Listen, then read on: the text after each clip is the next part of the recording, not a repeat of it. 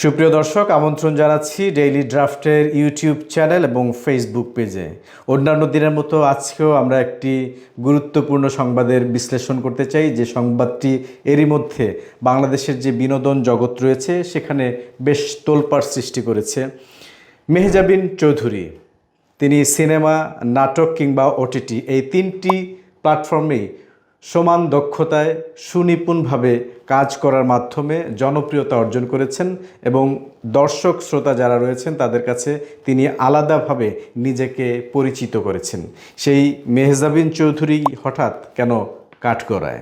তাকে আদালতে কেন যেতে হয়েছে আত্মসমর্পণ করতে, এবং সেখানে তিনি জামিন প্রার্থনা করেছেন, যদিও শেষ পর্যন্ত তার জামিন মঞ্জুর হয়েছে। আজকে আমরা আসলে বিস্তারিত তুলে ধরতে চাই। মেহজাবিন চৌধুরী তার ফেসবুক স্ট্যাটাসে এই বিষয়টি তিনি খোলাসা করেছেন, অর্থাৎ সত্য কি সেটি তুলে ধরার চেষ্টা করেছেন। তিনি কেন এই মামলার আসামি হলেন, তার পরবর্তীতে গ্রেফতারি পরোয়ানা তার বিরুদ্ধে জারি হয়েছে।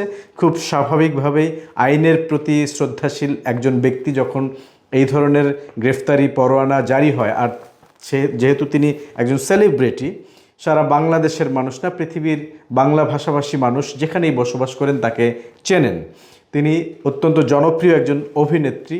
তিনটি প্ল্যাটফর্মে, আমরা বলছিলাম সিনেমা, ওটিটি এবং নাটক, ছোট পর্দার মাধ্যমেই তার অভিষেক। পরবর্তীতে তিনি কিন্তু সমানভাবে এই তিনটি প্ল্যাটফর্মেই কাজ করার মাধ্যমে জনপ্রিয়তার যে বিষয়টি আমরা বলছিলাম সেটি অর্জন করেছেন।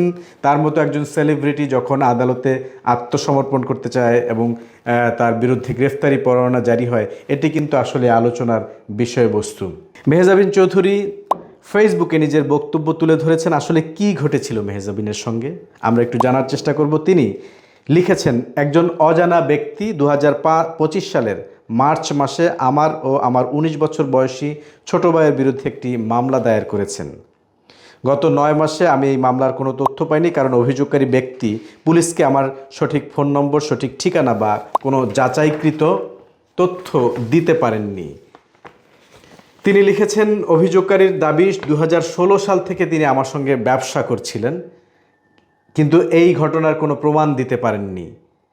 তিনি আরও লিখেছেন, কোনো যোগাযোগের প্রমাণ নেই। অভিযোগকারীর দাবি 2016 সাল থেকে আমাকে ফেসবুকে মেসেজ দিতেন, সেটাও কিন্তু তিনি দেখাতে পারেননি। মেসেঞ্জার, হোয়াটসঅ্যাপ বা আমার নম্বরেও কোনো কিছু আসেনি। একটি স্ক্রিনশটও তিনি দেখাতে পারেননি। এগুলো হচ্ছে তার ফেসবুকের যে স্ট্যাটাস, যেখানে তিনি উল্লেখ করেছেন। তার মানে হচ্ছে এগুলো মামলার যে এজাহার ছিল সেই এজাহারে হয়তো বাদী যিনি তিনি উল্লেখ করেছেন। এখানে বেশ কয়েকটি বিষয় মামলা করেছেন 2025 সালের মার্চ মাসে। এখন পর্যন্ত কোনো তথ্য প্রমাণ, অর্থাৎ মামলা করার পর সাধারণত আইন শৃঙ্খলা রক্ষাকারী বাহিনী, সেটি থানা পুলিশ হতে পারে, ডিবি পুলিশ হতে পারে, অথবা র্যাব, পিবিআই বা সিআইডি, যে সংস্থায় এই বিষয়টি তদন্ত করুক, তার প্রথম দায়িত্ব হচ্ছে তার ফোন নাম্বার থাকবে, সেই নাম্বারে তিনি যোগাযোগ করবেন, তার বাসার ঠিকানায় যোগাযোগ করবেন, তার এ সম্পর্কে তিনি কথা বলবেন, অর্থাৎ তদন্তের যে প্রক্রিয়া রয়েছে। কিন্তু সেখানে তিনি কোনো সুস্পষ্টভাবে কোনো তথ্য উপাত্ত দিতে পারেননি, এমনটি হচ্ছে মেহজাবিন চৌধুরীর দাবি। সেই বাদী উল্লেখ করেছেন 2016 সাল থেকে তিনি ব্যবসা করেছেন, কিন্তু কি ব্যবসা করেছেন তার সঙ্গে সেটির প্রমাণ তিনি দিতে পারেননি। এর বাইরেও তিনি লিখেছেন 2016 সাল থেকে নিয়মিত মেসেজ দিতেন মেহজাবিন চৌধুরীকে সোশ্যাল মিডিয়ায়, সেই মেসেজের একটি স্ক্রিনশটও তিনি দেখাতে পারেননি।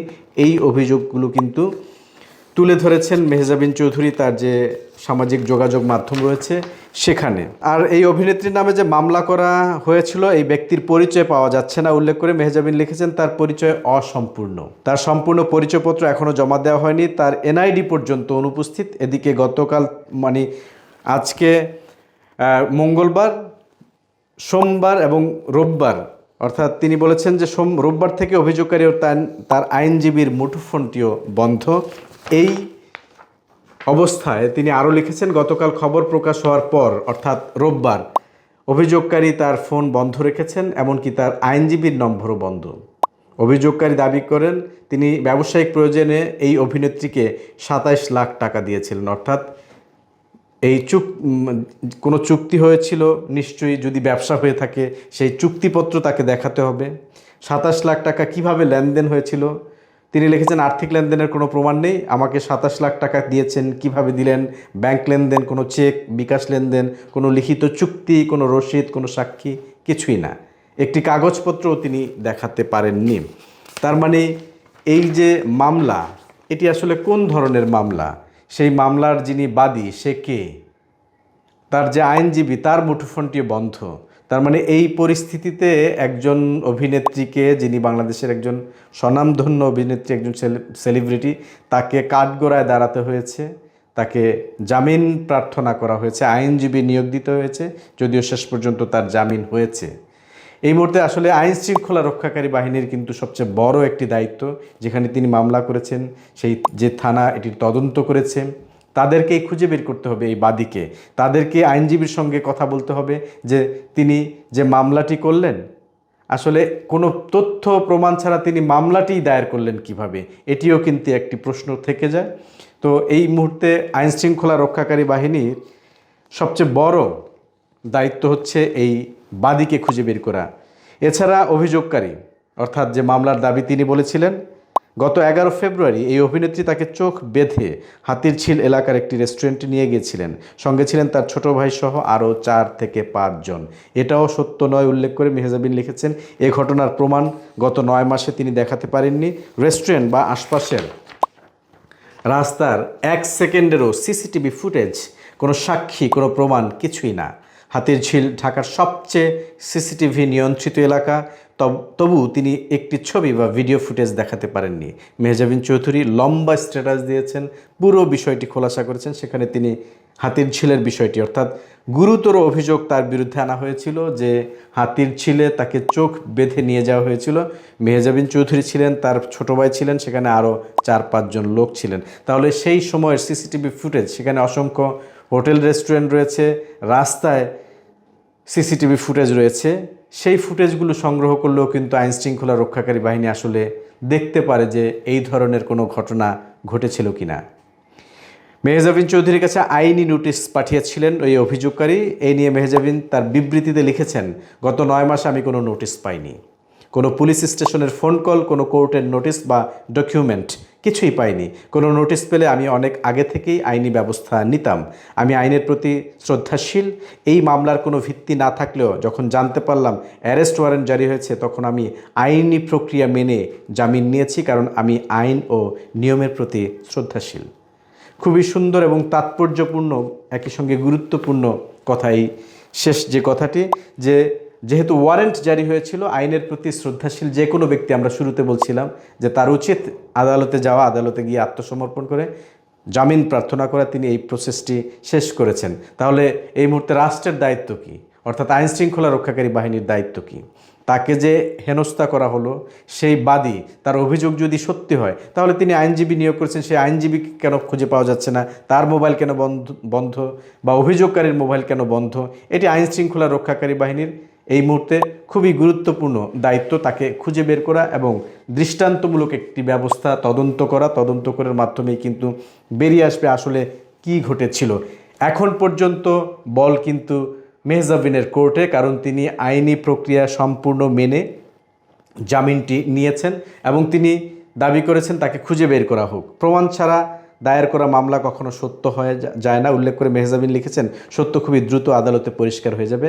এখনকার দিনে কাউকে অপমান করা, মানহানি করা বা ভাইরাল হওয়ার জন্য অন্যকে ব্যবহার করা খুবই সহজ হয়ে গেছে।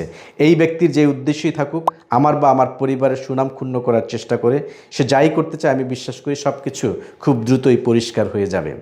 তিনি অনুরোধ করেছেন সবার কাছে, কোনো কিছু প্রমাণ হওয়ার আগ পর্যন্ত আমি সবাইকে অনুরোধ করব, দয়া করে সহানুভূতিশীল হন, দয়া করে মানবিক হন এবং কাউকে না জেনে কোনো মিডিয়া ট্রায়াল শুরু করবেন না। গত 15 বছর ধরে আমি আমার কাজ, আমার পেশা এবং আমার দর্শকদের জন্য যে পরিমাণ পরিশ্রম এবং নিষ্ঠা দিয়ে এসেছি, সেই পরিশ্রমের পরেও আজ আমাকে এসব ব্যাখ্যা করতে হচ্ছে, এটাই সবচেয়ে দুঃখজনক।